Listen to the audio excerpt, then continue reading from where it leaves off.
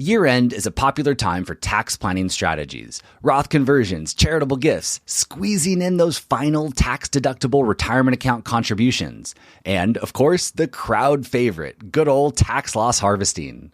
Forbes writes that besides reducing your taxes, tax loss harvesting also frees up cash so you can buy new assets that may be more likely to generate positive performance.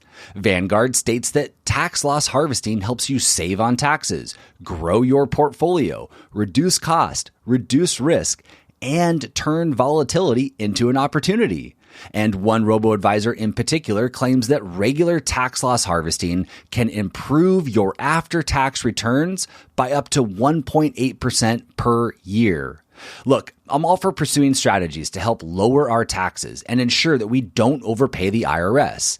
But far too often, popular tax planning strategies are mistakenly evaluated each year in a vacuum. In other words, we identify something that helps us save a quick buck on taxes this year, but we neglect to understand what it might do to our tax bill in the future.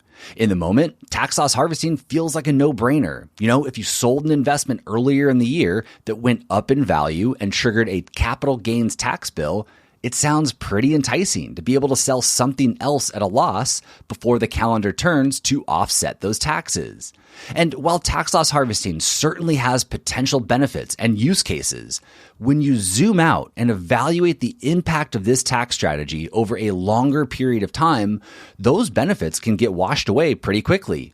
Even worse, the short-term benefits can sometimes turn into long-term drawbacks. So before you or your advisor race to your brokerage accounts this December to start your year-end tradition of harvesting losses, I just want to revisit an important episode that I published on this topic about 18 months ago. I'm generally not a fan of replaying past episodes as I like to keep things fresh around here, but with 3 weeks left in the year, this topic is too fitting, too important, and too widely misunderstood to gloss over it. The following episode is part of a 3-part series that I did on tax loss harvesting, and this one in particular specifically addresses the often misunderstood benefits and who's best suited for pursuing this strategy. If you want to learn more and dive deeper on this topic, I'll link to the other 2 episodes in the series, as well as some additional resources in the show notes for today, which you can grab by going to youstaywealthy.com/206.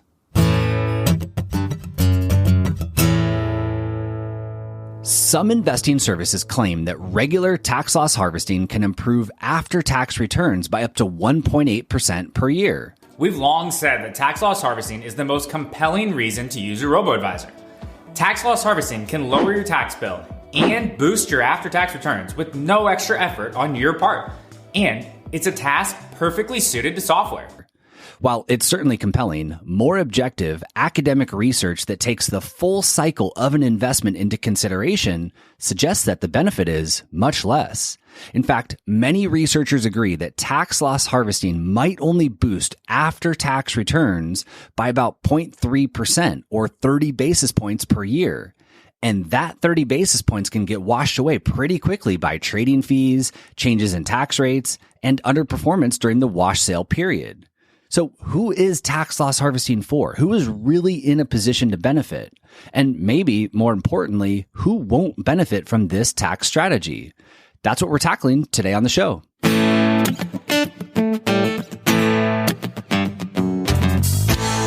Welcome to the Stay Wealthy Podcast. I'm your host, Taylor Schulte, and today I'm continuing with our series on tax loss harvesting. Here in part 2, I'm sharing who should consider tax loss harvesting, who should stay away from it, and the top 3 things that can increase the value of this tax strategy. I'm also sharing situations where tax loss harvesting can backfire and do more harm than good. To grab the links and resources mentioned today, just head over to youstaywealthy.com/166. To answer who can benefit from tax loss harvesting, let's just quickly revisit one of the problems with this strategy, a problem that I referenced in last week's episode that causes a lot of investors to pause and wonder if the juice is really worth the squeeze here. And to do this, let's use a simple example to help illustrate, because as you've likely figured out, these things get complicated pretty quickly here. So let's just say I buy an S&P 500 fund for $100,000. I take $100,000 and I invest it into a plain vanilla S&P 500 mutual fund. The U.S. stock market hits a few bumps in the road, and 1 year later, my investment has dropped by 10%. It's now worth $90,000. Since my current long-term capital gains tax rate is 20%, by harvesting this $10,000 loss, I just essentially captured a current tax savings of $2,000. However, it's important to highlight here that the cost basis of my Russell 1000 fund is now $90,000. In other words, my cost basis has been reduced from my original $100,000 investment by $10,000, the exact amount of the loss that I just harvested. And here's why this is important to highlight. If we continue with my example here, after the wash sale period ends, I swap back into my S&P 500 fund, and 1 year later, the U.S. stock market has rebounded and my $90,000 has increased back to $100,000. I'm happy that I'm back to even again, and I now realize that I don't really have the stomach for this investing thing, so I sell it and I cash out. Take note of what just happened here. After harvesting $10,000 of losses and navigating the wash sale period, my investment rebounded by the same $10,000. I sold it and I realized a $10,000 capital gain. Assuming my tax rate's unchanged and I'm still at that 20% rate, I now have a $2,000 long-term capital gains tax bill to pay.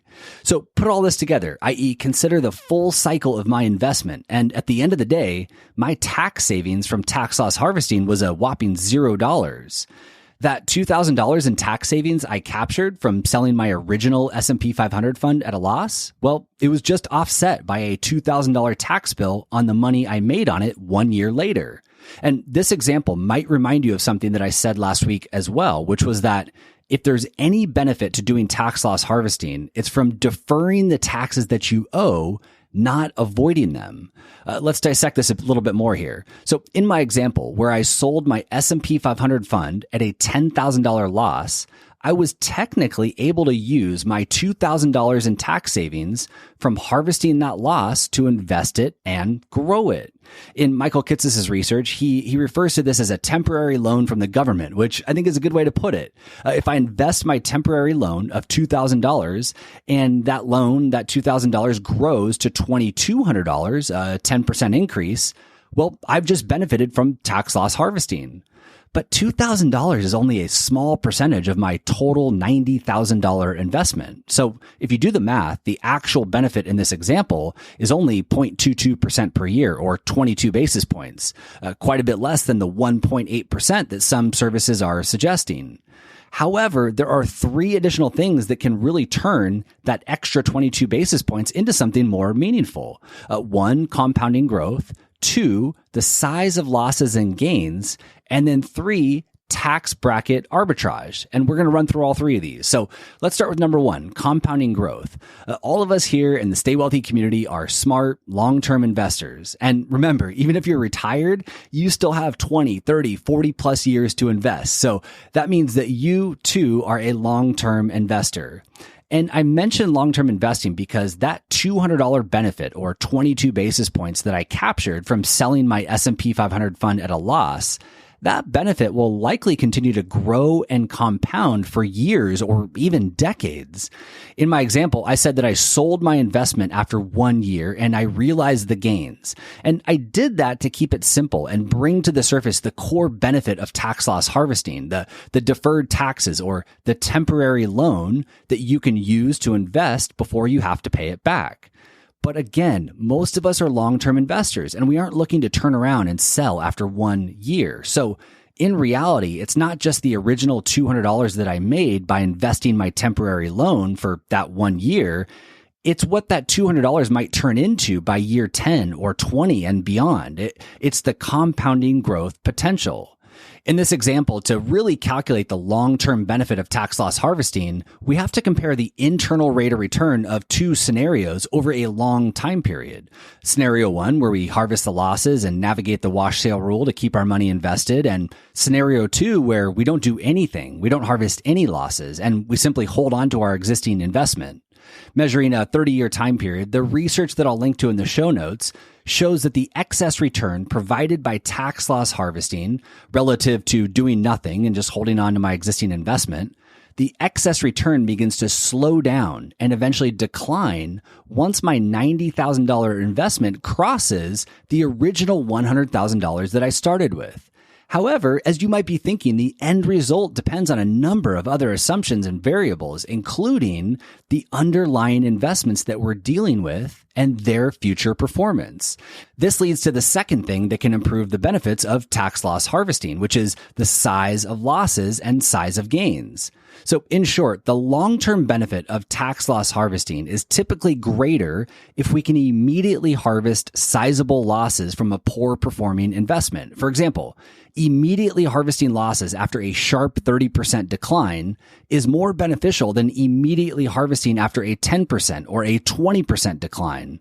A larger decline harvested immediately gives us a larger temporary loan that we can then use to grow and invest and compound over multiple years or even multiple decades. And the higher those future returns are, the more of a benefit there is to tax loss harvesting. If I said this another way, small investment declines and lower future returns will eat into the value of tax loss harvesting when measured over a long period of time. Lastly, similar to the size of losses and the size of gains, the higher our tax bracket is, the more we can benefit, which leads us to the third thing that can boost the benefits of tax loss harvesting. And that is this thing called tax bracket arbitrage. You see, it's one thing to crunch hypothetical numbers and assume our tax rates will stay the same over a 30-year time period. In fact, it makes the math a bit easier when we do that. But that doesn't typically align with reality. Changes to our income each year or changes in the tax code can change our tax rate. And when our tax rates change between the date we harvest losses and the date we ultimately realize gains and pay back that temporary loan, we create something called tax bracket arbitrage. For example, if my long-term capital gains tax rate was 20% when I sold and harvested my S&P 500 fund losses, and then I find myself in the 15% bracket in the future, 5-10 years from now, when I finally go to sell and realize my future capital gains, I've just benefited from tax bracket arbitrage. I was in the 20% bracket when I harvested losses, and now I'm in the 15% bracket when I go to realize gains. And tax rate arbitrage or tax bracket arbitrage is typically more beneficial than the tax deferral benefits that we spoke about earlier. It typically moves the needle more than investing and growing that sometimes small temporary loan, especially if we happen to be in the highest tax bracket and we have an opportunity to use harvested short-term losses to offset very expensive short-term gains that are taxed at ordinary income tax rates. But there's another group that can benefit from tax bracket arbitrage even more so than the highest earners. And those are people that plan to hold their investment until death or donate it to charity at some point in the future. In both of these scenarios, the investor is essentially guaranteeing that the future tax rate on any increased gains from tax loss harvesting will be 0%. The cost basis will either be stepped up at death for their heirs to liquidate, or the nonprofit receiving it will be able to sell the security without tax consequences due to their 501c3 status. The investor won't necessarily benefit from this multi-year or multi-decade tax loss harvesting strategy, but the benefits of it and the benefits of tax bracket arbitrage will certainly be maximized for legacy planning purposes. To recap where we're at so far, tax loss harvesting can potentially improve after-tax returns by up to 0.3% per year or 30 basis points. But that benefit can be improved even further by three things: compounding growth, the size of losses and size of gains, and then finally tax bracket arbitrage. In other words, those who can likely benefit the most from tax loss harvesting are high earners with a long time horizon who get an opportunity to immediately harvest a large capital loss and then experience sizable future gains, and to top it off, get to realize those gains during a time when they're in a lower tax bracket. As you might be thinking, many of those variables are either unknown or outside of our control, so it's not always easy to predict today if the benefits of daily or frequent tax loss harvesting will be worth it in the future. For example, tax bracket arbitrage sounds great when it works for us in our favor, But it can easily go the other way too. Let's say my current income puts me at the 15% long-term capital gains tax rate. I read a random article that gets me excited about tax loss harvesting. I decide it's a no-brainer, and I go on to harvest $25,000 of losses every year for the next 5 years. Well, what I've actually done is I've reduced my cost basis by the same amount each year, i.e., in total, my cost basis has been reduced by $25,000 each year, or $125,000 in total over those 5 years. And now, when I ultimately go to sell my investments in the future, my capital gains will be so large that they push me into a higher tax bracket, and I find myself paying 20% or more on these giant capital gains. So to summarize, I harvested losses at the 15% rate, and then I got stuck paying 20% on my future realized gains, which could have very well eroded all of the value derived from tax loss harvesting to begin with. Or how about this scenario? Let's say I'm currently eligible to pay 0% long-term capital gains this year, and I see a clever advertisement from an online investing service about the benefits of daily tax loss harvesting, so I move all of my investment accounts over to them. Harvesting losses for me while I'm eligible for 0% long-term capital gains is the worst possible form of tax bracket arbitrage. I should be harvesting those gains, not harvesting losses. So tax bracket arbitrage can help and hurt us. And in some situations, like a change in the tax code, our future tax rate is both unknown and out of our control. Other things outside of our control can eat into the benefits of tax loss harvesting as well. For example, how our investments perform during the wash sale period will directly impact the value of this strategy. If I harvest losses on my S&P 500 fund, invest the proceeds into the Russell 1000 during the 30-day wash sale period, and then go to repurchase the S&P 500 on day 31, only to find out that it outperformed the Russell index during that time, some or even all of the value I captured from harvesting could be destroyed, and I didn't even factor in trading costs. I might have just been better off keeping my S&P 500 fund and doing nothing at all. As you can imagine, the underperformance or tracking error can widen when we're dealing with narrower asset classes or even individual stocks. For example, if you swap Tesla stock for Ford during the wash sale period, and then Elon Musk says something on Twitter that sends the stock skyrocketing while you're stuck on the sidelines with Ford, well, you can likely wave goodbye to any benefit derived from harvesting whatever losses you harvested on that Tesla stock. Another example of something unknown that can eat into the benefit of tax loss harvesting is a large, unanticipated expense that forces me to realize capital gains earlier than I had planned. In many cases, this could easily wipe out the benefits that I attempted to capture during my loss harvesting years, and nothing to do with market performance or transaction fees, just purely a life event that can happen to any one of us. Like all tax planning strategies, tax loss harvesting requires a very careful analysis. Putting it on autopilot or blindly assuming that it's risk-free or a no-brainer can in many cases do more harm than good. To wrap up the series, next week in part 3, I'm going to answer some frequently asked questions about tax loss harvesting. For example, in all of my examples so far, I'm only talking about one investment. But what if someone has a diversified portfolio with dozens or even hundreds of different holdings? How does that change things? Or what if someone has multiple tax lots within the same investment? What if there are no future gains or carried over losses that can be used? I'll be tackling these questions and a few more. In the meantime, you can grab the show notes for today's episode by going to youstaywealthy.com/166. Thank you as always for listening, and I will see you back here next week. This podcast is for informational and entertainment purposes only and should not be relied upon as a basis for investment decisions. This podcast is not engaged in rendering legal, financial, or other professional services.